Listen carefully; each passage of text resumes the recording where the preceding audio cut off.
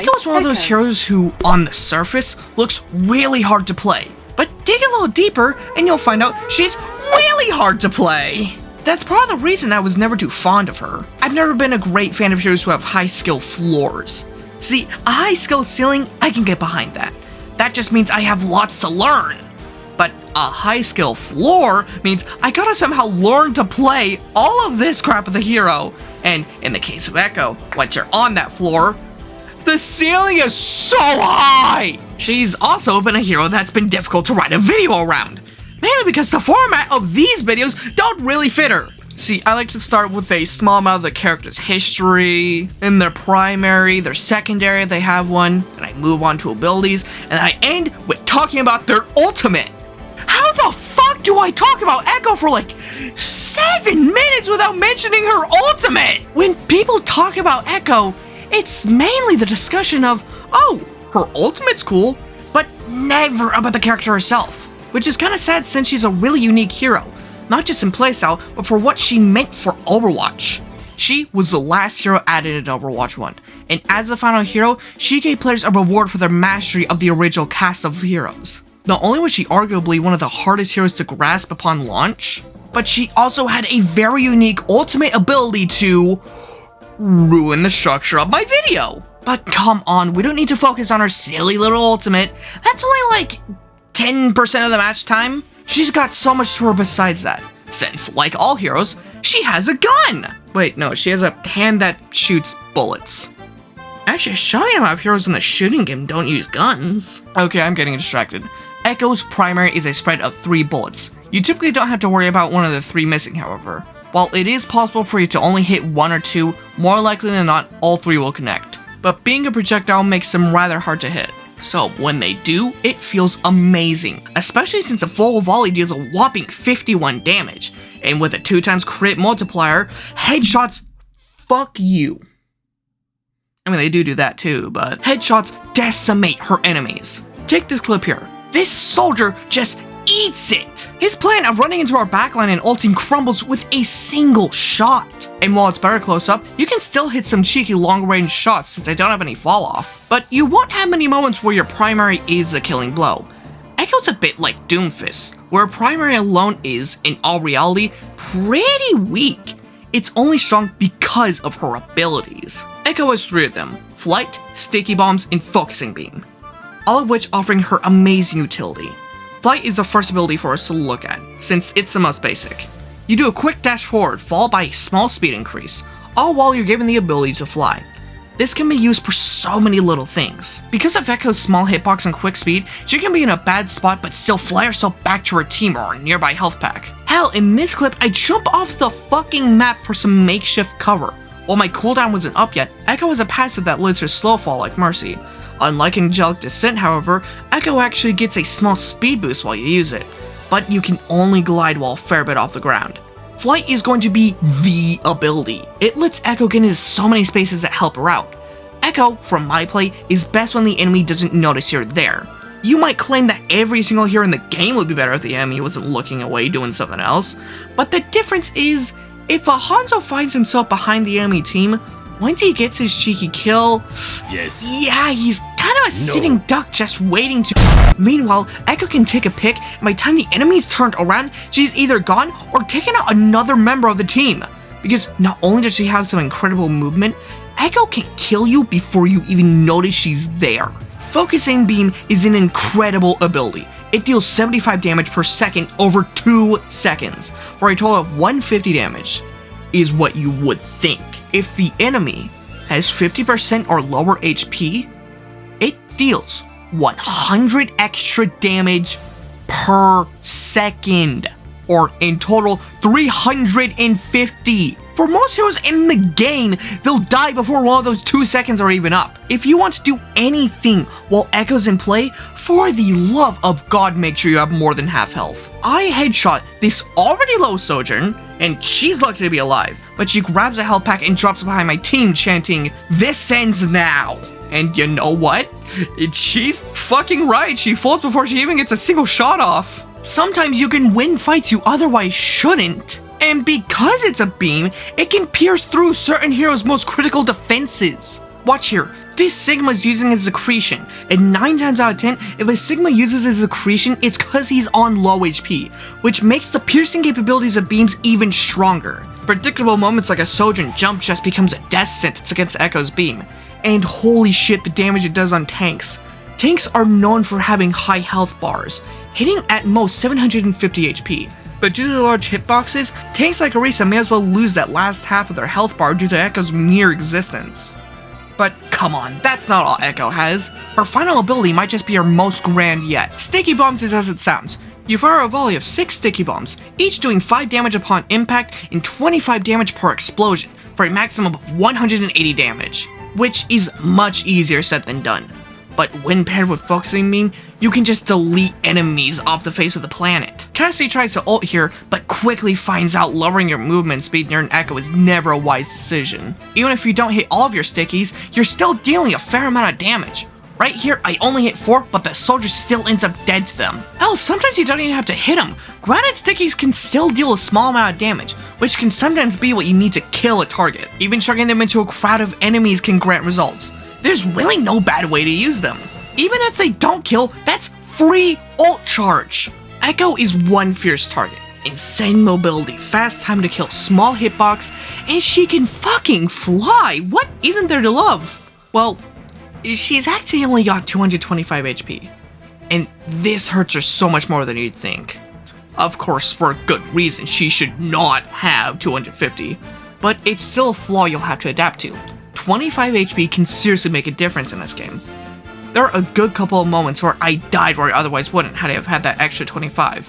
Luckily, she does have shield health, which kind of makes up for it. In this moment, I literally get to 1 HP, but that shield health triggering lets me dash out of cover for a health pack 3 seconds earlier than I would have without shield health. Oh, and there's also this clip. Someone tried to call us the F slur. I just think that's funny. Okay, let's talk about the elephant in the room. Duplicate! So, as I was saying earlier, Echo's ultimate was a perfect one to cap off the original Overwatch. It's rather simple, actually. You just become the hero of your choosing. Most of the time it is. Sometimes you miss and have someone you don't mean to be. You might die. I'm not. I'm fucking awesome. I'm the best fucking Echo player to ever exist. Really? Because you're 6 and 6. Oh yeah? Fuck you. You know what, Grace? You know what, Grace? Fine. I'll fucking swap. Because you know what? Secretly, I'm the best. Mercy? What?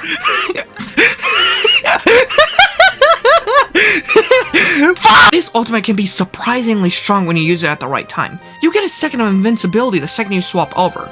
Though do keep in mind, your HP will stay the same. So if you're at 170 HP when you use the ult, you'll be at 170 when the ultimate ends. Up to a minimum of 112 HP. Meaning if you do use the ultimate while on low HP, it could serve as a quick heal. And when you're duplicated, you build up ult a lot faster, which gives you decisions. Why are you duping the target you're duping? Is it for their ultimate or for their utility? I mean, you'd assume every time it'd be for the ultimate, but that's not always the case. Right here, I use them to duplicate on a Kiriko, and a well-timed Suzu saves our Lucio. Or here when I dupe for an Ana nade, which I managed to get off. But not only that, a cheeky sleep, which ensures the cast's death. Now, of course, duping for ults is viable as well. While my aim on characters like Ashe isn't anything to write home about, having Bob hold a corner allowed us to take this point and later win the game. But there is a single common thread to all the hero dupes that I just showed you, and that is that I'm kind of ass with those heroes.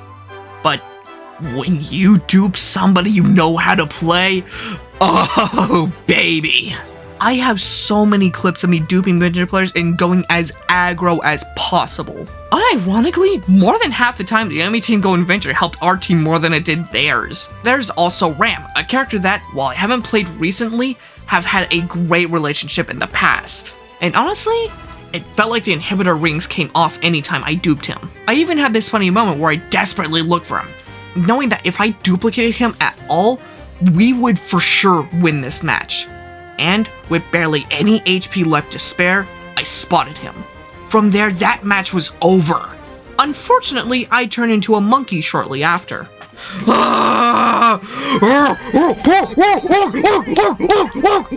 Maoka's a hero I actually really enjoy.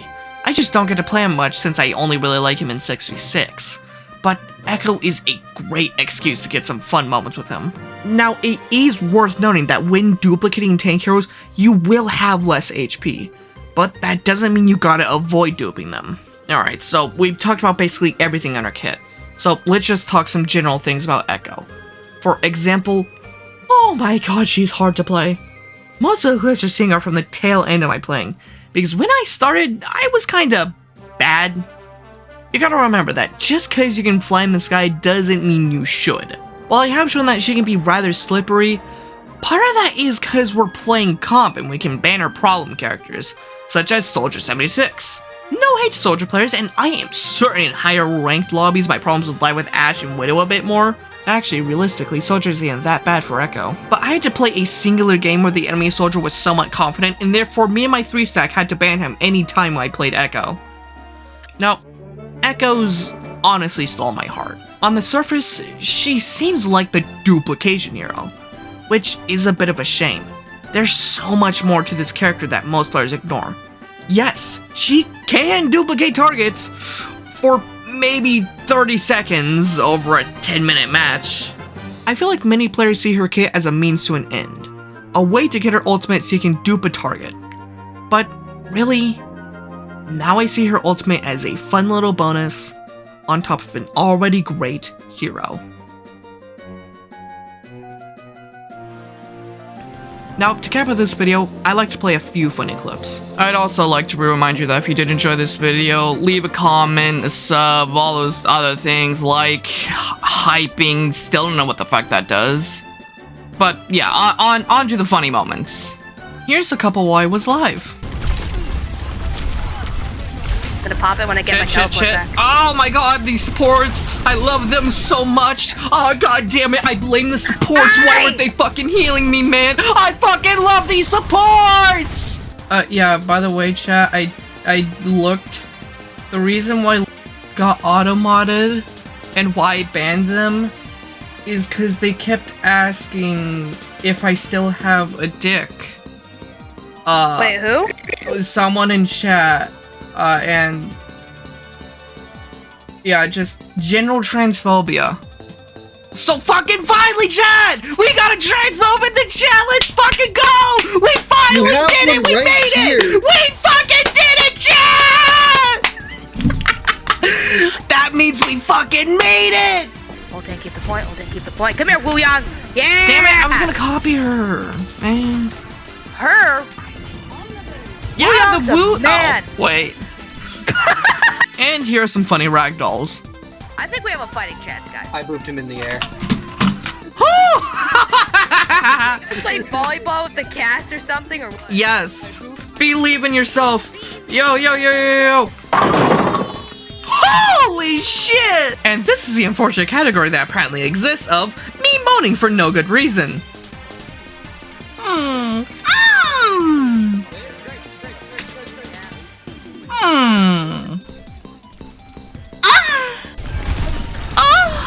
I'm sorry. Okay, no.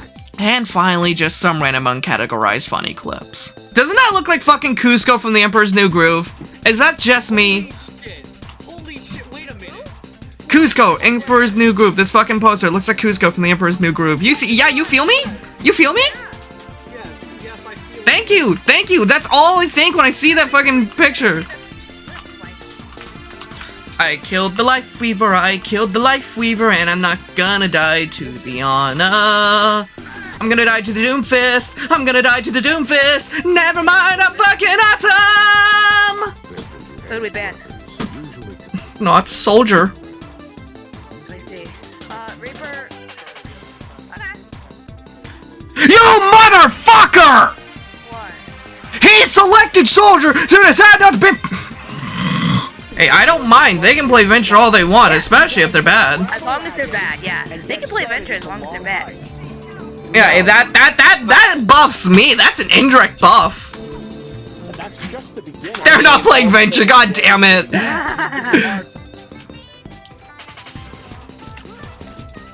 I didn't even fucking input that, Borderlands. I'm going to castrate myself. And yeah, that about wraps it up. See you all in the next one.